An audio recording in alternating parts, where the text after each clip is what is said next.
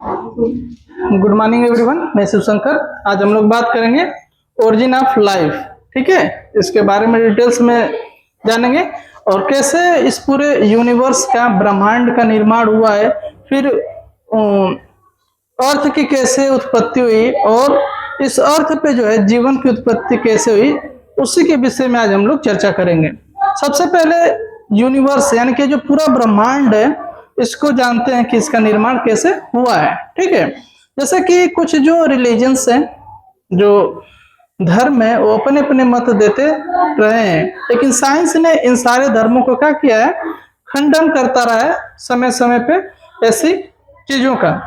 तो यूनिवर्स का जो है रिलीजन्स यानी कि इस पूरे ब्रह्मांड का जो निर्माण है, वो अलग अलग रिलीजन्स जो है अपना अपना रीजन बताता है। जैसे कि हिंदू धर्म में कहा जाता है कि इस पूरे जो सृष्टि का यानी कि पूरे ब्रह्मांड का जो निर्माण है, जो रचना हुई है, तो ब्रह्मा ने किया है। ठीक है, लेकिन अगर हम मुस्लिम धर्म की बात करें तो इसका जो निर्माण है वो बताया जाता है कि अल्लाह जो है या मोहम्मद साहब ने किया है। ऐसे जो है ईसाई धर्म और जो है यहूदियों का जो धर्म है, वो अपना अपना मत इस सृष्टि की उत्पत्ति यानी कि जो है ब्रह्मांड की उत्पत्ति को देते रहा है। लेकिन इसका जो है खंडन जो है वो साइंस जो है साइंटिस्ट समय समय से करते रहे और प्रूव करके दिखाए हैं कि जो जीवन की उत्पत्ति है, चाहे इस पूरे ब्रह्मांड की उत्पत्ति है, चाहे इस पृथ्वी की जो उत्पत्ति है, वो कैसे हुई है। तो इसी के बारे में हम आज बात करेंगे। यहाँ पे फर्स्ट पॉइंट जो कहता है कि universe is a very old, यानी कि बहुत पुराना है, अबाउट 20 बिलियंस ईयर ओल्ड, यानी कि जो ब्रह्मांड है वो ये लगभग जो है 20 बिलियन ईयर्स जो है पुराना है। ठीक है, अगर इस ब्रह्मांड की उत्पत्ति की हम बात करें तो इसका जो एक्सप्लेनेशन जो है हमको देखने को मिलता है बिग बैंग थ्योरी के द्वारा। बिग बैंग थ्योरी, ठीक है, बिग बैंग थ्योरी क्या कहता है कि एक जो कण था, ठीक है ना, जो कण था उसमें क्या हुआ, बहुत भयंकर यानी कि बहुत भयावह जो है क्या हुआ, विस्फोट हुआ। और उस विस्फोट के कारण क्या है, इस पूरे जो ब्रह्मांड है उसका क्या हुआ, निर्माण हुआ। ठीक है, ए बिग बैंग थ्योरी जो है इस यूनिवर्स के निर्माण में यानी कि इस यूनिवर्स का जो निर्माण है वो कैसे हुआ, वो बिग बैंग थ्योरी जो है वो एक्सप्लेन करता है। इसके साथ साथ अगर हम बात करें और तो ये थ्योरी बताता है कि जो पार्टिकल्स था उसमें ह्यूज एक्सप्लोजन हुआ, जिसकी वजह से स्टार्स और जो है जो बहुत सारे जो है क्या बने कि गैलेक्सीज का निर्माण हुआ। और एक गैलेक्सी जो है ग्रेविटेशनल फोर्स के वजह से जो एक्सपेंडेड होती रही, और उसमें जो पृथ्वी हमारी है, पृथ्वी मात्र जो है उसमें क्या है, एक स्पेक है यानी कि एक सूक्ष्म कण है। ऐसे बहुत सारे जो है गैलेक्सीज आपस में जुड़ के क्या हुआ, पूरे जो है ब्रह्मांड का जो है निर्माण किया। ठीक है, अगर हम इस अर्थ सिस्टम की बात करें तो इसमें सोलर जो सिस्टम है वो मिल्की वे होता है, और उसमें जो अर्थ होता है वो एकमात्र क्या है, वो एक सूक्ष्म कण होता है। ठीक है, अगर इसमें जो है हम इस गैलेक्सीज की बात करें तो गैलेक्सीज में एक्चुअली होता क्या है कि गैलेक्सीज आपस में जुड़ के जो है क्या करते हैं कि पूरे इस यूनिवर्स का निर्माण करती हैं। और इसमें गैलेक्सीज जो होती हैं वो क्या होती हैं, इसमें जो गैलेक्सीज होती हैं उसमें हम बता सकते हैं कि इसमें स्टार्स होते हैं। ठीक है, और स्टार्स के चारों तरफ क्या होता है, गैसों का क्या होता है, जो क्लाउड्स होते हैं। ठीक है, और इसके साथ साथ उसमें जो है क्या होते हैं, छोटे छोटे जो है कण मौजूद होते हैं। ठीक है, यानी कि उसके चारों तरफ क्या होते हैं, ये घूमते रहते हैं। इसी प्रकार अगर हम इसमें यूनिवर्स से रिलेटेड जो है अर्थ की बात करें तो जैसे मैंने बताया कि अर्थ जो है वो क्या है, एक स्पेक है। ठीक है, यानी कि एक सूक्ष्म कण है। इसके साथ साथ अगर ओरिजिन की बात करें हम अर्थ की, तो अर्थ की जो ओरिजिन है वो लगभग जो है वो 4.5 बिलियन पहले हुई है। ठीक है, यानी कि अगर ओरिजिन ऑफ अर्थ की बात करें तो इसकी उत्पत्ति जो है वो कितने साल पहले हुई है, कितने बिलियन पहले हुई है, तो 4.5 बिलियन पहले हुई है। ठीक है, और इस पे जो जीवन की उत्पत्ति यानी कि जीवों की उत्पत्ति है वो अर्थ के जो है बनने के जो है लगभग जो है 500 मिलियन, ठीक है ना, 5 मिलियन ईयर्स जो है आफ्टर जो है अर्थ के बनने के बाद जो है वो क्या हुआ, इस पृथ्वी पे जीवों की उत्पत्ति हुई। और अगर एक कहें तो 400 बिलियन ईयर्स पहले ही पृथ्वी पे जीवन की क्या हुई है, उत्पत्ति हुई है। अब जीवों की उत्पत्ति को लेकर जो है अलग अलग जो है थ्योरी जो है अपना मत देती है। अब इसमें हम थ्योरी के बारे में पढ़ेंगे, एबायोजेनेसिस, फिर बायोजेनेसिस, फिर उसमें हम लुईस पास्चर के बारे में देखेंगे, फिर ओपेरिन और हल्डने के एक्सपेरिमेंट के बारे में, फिर म्यूलर एक्सपेरिमेंट देखेंगे, जिसके द्वारा वो जितने भी जो थ्योरी हैं वो ये बताएंगे कि कैसे जो है पृथ्वी पे जीवों की क्या हुई, उत्पत्ति हुई। ठीक है, तो इसमें थोड़ा सा अगर हम बात करें जीवों की उत्पत्ति के बारे में तो देखिए अर्थ इसमें जब शुरुआती स्टेज में जो अर्थ था वो क्या था, इस अर्थ पे सिर्फ और सिर्फ जो है हीट टेम्परेचर मतलब हाई टेम्परेचर था और इस पे जो है गैसेस पाए जाते थे और इसके जो लेयर्स थे, ठीक है ना, इन लेयर्स से जो है कौन कौन सी गैसेस निकलती थी, तो निकलती थी इसमें जो है हाइड्रोजन, ठीक है, इसके बाद मीथेन, फिर वाटर वेपर, ठीक है, वेपर। अब हुआ क्या कि उस टाइम देखिए ये है सन, ठीक है, और सन से डायरेक्ट जो है पृथ्वी पे यूवी यानी कि अल्ट्रा वायलेट रेज जो है आते थे और ये क्या हुआ कि वाटर से टकरा के यूवी रेज वाटर वेपर से टकराए और इसको ब्रेक डाउन करना शुरू किए। ठीक है, तो वाटर वेपर ब्रेक डाउन होना शुरू हुआ हाइड्रोजन में और किसमें, ऑक्सीजन में। इसके पहले जो है ऑक्सीजन के निर्माण से पहले जो यहाँ का एनवायरनमेंट था अर्थ का वो कैसा था, रिड्यूसिंग था, लेकिन जैसे ही यूवी रेज जो है इससे क्या हुई, टकराई वाटर वेपर से, तो हाइड्रोजन और ऑक्सीजन बना। ठीक है, और हाइड्रोजन जो है निकलने लगी, ऑक्सीजन बनना शुरू हुआ। तो इस टाइम क्या हुआ कि जो ऑक्सीजन है और ऑक्सीजन के साथ मिलकर जो है ओजोन का निर्माण किया। क्या किया, ओजोन का निर्माण।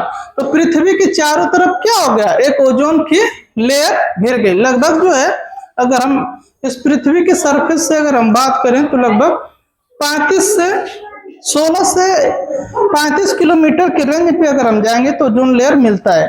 और ओजोन लेयर का फंक्शन क्या होता है, इसको लाइफ लेयर बोला जाता है। ठीक है, क्या करता है कि जो सन से जो हैवी किरणें आती हैं, हानिकारक जो किरणें आती हैं वो क्या होती हैं, वो वहीं से टकरा के वापस चली जाती हैं, जिससे क्या हुआ कि उस टाइम इसका जो एनवायरनमेंट था पृथ्वी का वो क्या था, वो बहुत ही हीट था और गैसीय जो है गोले थे। ठीक है ना, मतलब काफी जो है यहाँ का जो एनवायरनमेंट था यहाँ पे हाई टेम्परेचर था, लेकिन जैसे ही ओजोन का फॉर्मेशन हुआ तो वहाँ का एनवायरनमेंट कैसा हो गया, अब जो हैवी किरणें आना नहीं आ पा रहे थे, ओजोन से टकरा के वापस चले जाते थे। तो अब क्या हुआ कि धीरे धीरे ऑक्सीजन जो है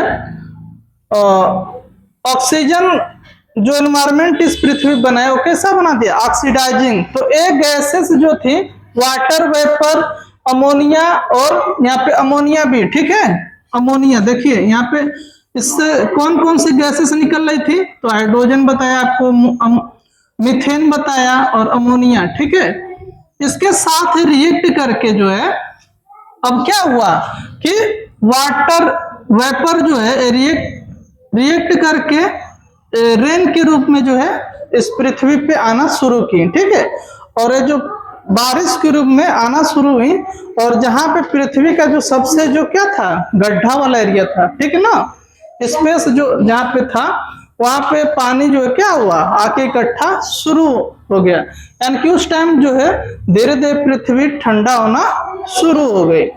अब इसके बाद फिर क्या होता है कि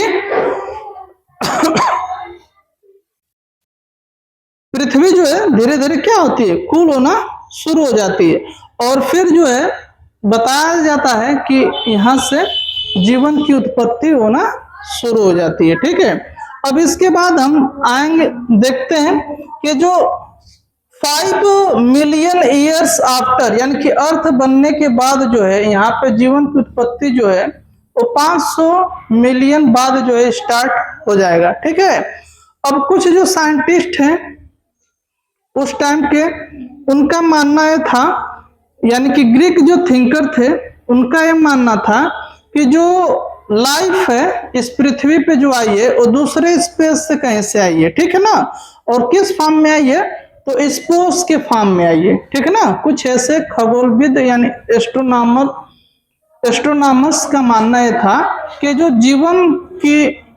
जीवन आया पृथ्वी पे दूसरे ग्रहों से या दूसरे स्पेस से आया है, लेकिन कुछ ऐसे खगोलविद थे यानी कुछ ऐसे साइंटिस्ट थे उस टाइम के, उनका ये मानना था कि जो जीव की उत्पत्ति होती है वो सड़े गले स्थानों या स्ट्रा से होती है। ठीक है ना, और उन्होंने कुछ एक्सपेरिमेंट करके दिखाया लोगों को कि अगर हम मान लीजिए कि पसीने से भीगी हुई कोई चीज रखते हैं जैसे गेहूं में चाहे किसी चीज में, तो उसमें अचानक से क्या होता है, जीव उत्पन्न हो जाता है, तो उसको एबायोजेनेसिस थ्योरी का नाम दिया गया, और ये जो है काफी समय तक चलता रहा। लेकिन इसके बाद एक साइंटिस्ट आएंगे जो एक्सपेरिमेंट करके बताएंगे कि ऐसा नहीं होता है, जीवों की उत्पत्ति जो है जीवों से होती है। ठीक है ना, और ये कौन बताया, तो लुईस पास्चर, साइंटिस्ट का नाम है लुईस पास्चर। ठीक है, लुईस पास्चर ने अपने एक्सपेरिमेंट के द्वारा बताया कि जो जीवों की उत्पत्ति है वो प्री एग्जिस्टिंग जीवों से ही होती है। और इन्होंने अपने एक्सपेरिमेंट में क्या किया कि एक फ्लास्क लिया, ठीक है ना, और फ्लास्क में ईस्ट को ग्रो कराया, ईस्ट को। ठीक है, तो एक फ्लास्क ऐसा लिया जिसको इन्होंने क्या कर दिया, ओपन इसका माउथ रखा, और दूसरा जो फ्लास्क लिया उसको क्या कर दिया, उसको इन्होंने इसमें ईस्ट डाल के ढक दिया, इसको क्या कर दिया, ढक दिया। तो इन्होंने ये पाया कि जो खुला हुआ माउथ था जिस फ्लास्क का, उसमें जीव उत्पन्न हुए, लेकिन जिसमें ढका हुआ था उसमें जीव उत्पन्न नहीं हुए। तो इससे प्रूफ होता है, इन्होंने प्रूफ किया कि जीवों की उत्पत्ति जो पहले से जो मौजूद जीव है उसी से क्या हुई, होती है। अब इसके बाद जो है 2 साइंटिस्ट और आएंगे, लेकिन ये जो बताया कि जो जीवों की उत्पत्ति है वो पहले से मौजूद जीवों से ही होती है, लेकिन ये बता नहीं पाया कि वो जो जीव है पहले से मौजूद वो कहां से आते हैं। तो इसके लिए जो है 2 साइंटिस्ट हैं, ओपेरिन एंड हेल्डने।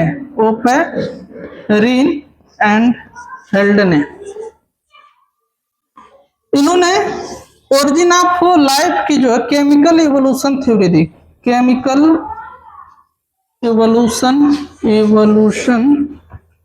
थ्योरी। ठीक है, और केमिकल इवोल्यूशन थ्योरी ये बताता है कि उस टाइम का जो एनवायरनमेंट था, जब पृथ्वी बनी थी तो वहां का एनवायरनमेंट में जो मौजूद जो गैसेस थी, जैसे मान लीजिए पृथ्वी है तो इस पृथ्वी पे कौन कौन सी गैसेस उस टाइम मौजूद थी, जैसे मीथेन हो गया, ठीक है, अमोनिया हो गया, इसके बाद हाइड्रोजन हो गया।